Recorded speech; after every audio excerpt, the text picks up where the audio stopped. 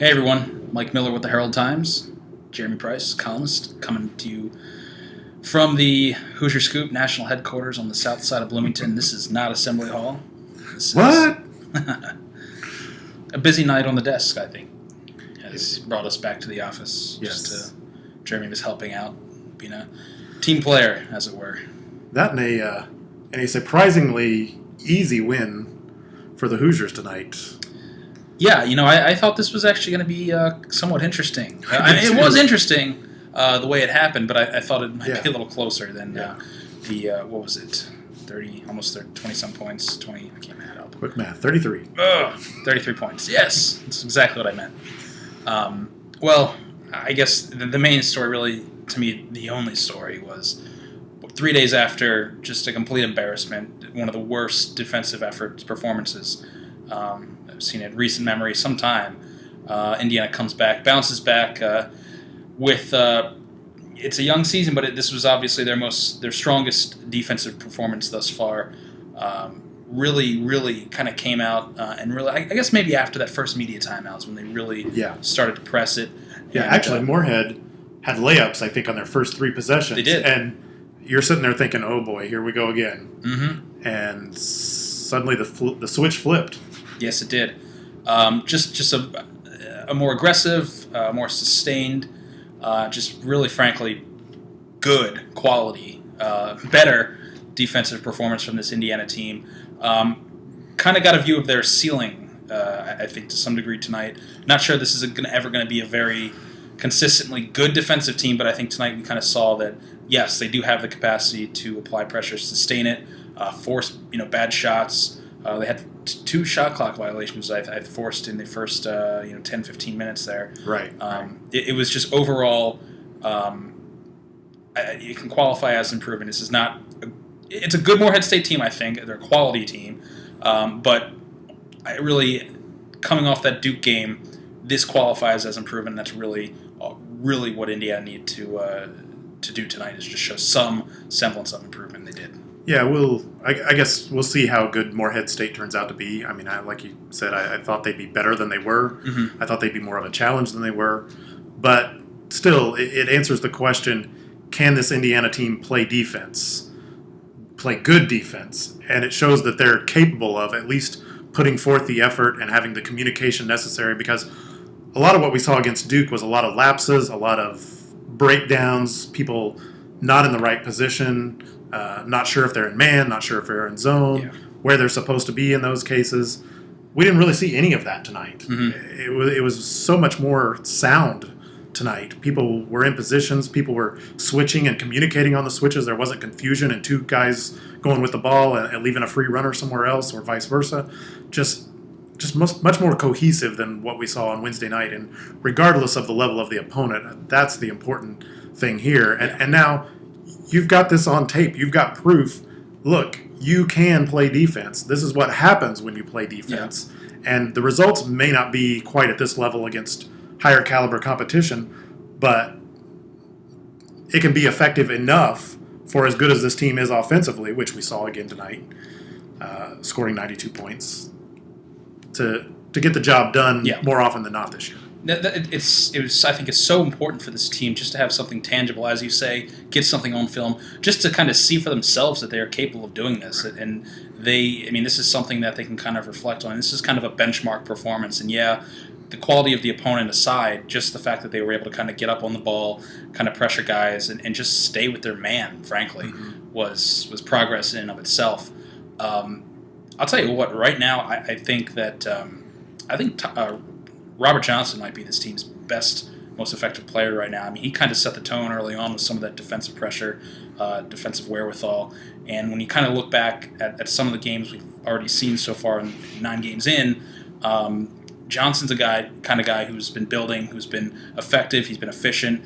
He's not going to light up the box score, but when you kind of watch him out there, he's the guy who goes out there and shows really some of the most competent defensive play. And right now, kind of having him in that lineup, I think, is pretty important, because he's the kind of guy who can come out and maybe even set that tone early on. Yeah, Indiana went back to the 3-guard lineup to start tonight with Farrell, Blackman, and Johnson. Something they've kind of done off and on. I think this was the 3rd start for Johnson this season.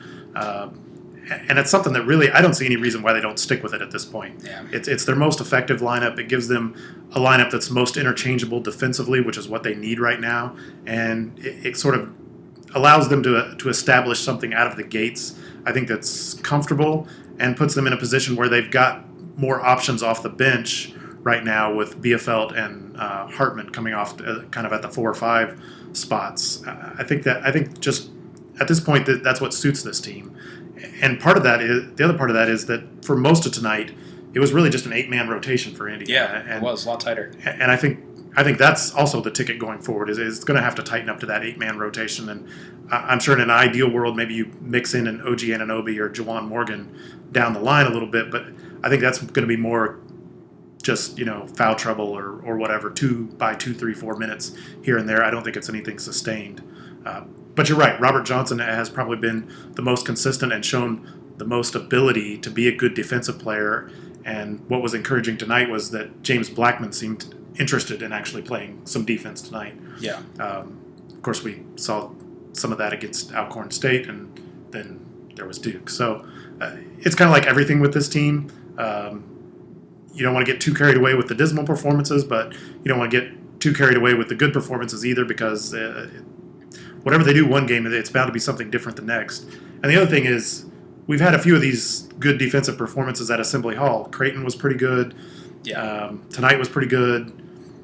The opener against Eastern Illinois, albeit not a good team at all, fairly decent. Now some of this needs to translate to the neutral court road games a little bit. The defense has to go outside of Assembly Hall, and it has to show up for more than one game at a time here and there. And when they're feeling embarrassed and their pride's stung a little bit, that pride needs to be stung for the rest of this season, and so that they carry this kind of level of effort and intensity. Because if they do, more often than not, good things are going to happen. Yeah. No, it definitely seemed like coming off that Duke game, it seemed like they got the message, to some degree at least, kind of coming out and setting the tone early in this one. This begins another interesting stretch in a season full of them for this team after kind of squandering the quality games that they had early in the schedule. It's kind of back to the mid-majors or so. IPFW this week. I think McNeese follows, Saturday, and then I think there's the break for finals, and then Notre Dame, Kennesaw State, blah, blah, blah. Then you get into Big Ten play, and you got a chance to start really strong in Big Ten play with Rutgers, Nebraska, Wisconsin comes to Assembly Hall pretty early.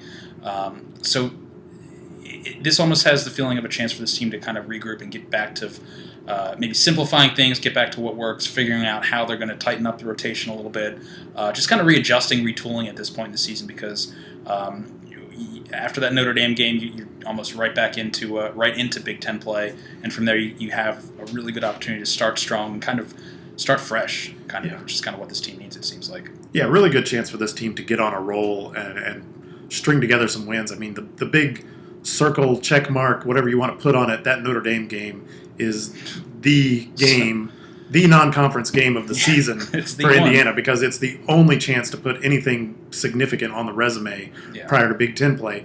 On top of which, if you win that one, the rest of these non-conference games, no matter how porous the defense might be, I don't see there's any way that Indiana's going to lose any of those games heading into the Big Ten season. And like you said, start of Big Ten play, I think it's the first 6 games are imminently winnable. Yeah.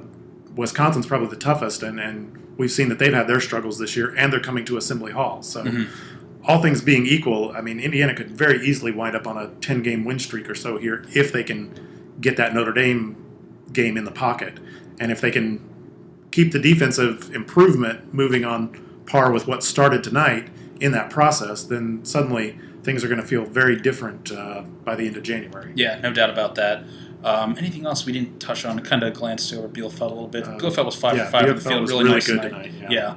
Anyone else worth getting into? Blah, blah, blah, blah, blah. Yeah, I don't know that there was... I mean, that's the thing. I mean, Indiana was good offensively, as they've been all year, but it wasn't, it wasn't a James Blackman scores 33 kind of night or anything. It was just a real balanced, effective attack. Bielefeld was probably the one that jumped off the page because he was just so effective replacing Thomas Bryant, and I think you could arguably make the case that Bielefeld was better than Bryant tonight. But I think I think it works with Bryant starting and sort of establishing, as long as he can stay out of foul trouble, and then you've got Bielefeld coming in. I think it's a nice 1-2 punch in the middle. Two guys that do some similar things, but also some very different things. Yeah, no doubt about that. Well, back Tuesday to preview IPFW, and in the meantime, keeping an eye on IU's bowl future. That'll come out Sunday today. Whenever you're watching this, we'll have everything you need to know on the Scoop and elsewhere in the Herald Times umbrella of coverage. And Mike will get to know his Christmas plans. Not won't be Christmas at home this year, but happy to cover a bowl. Let's do it. Postseason football, baby. Gotta love it. All right, guys. Thanks. See ya.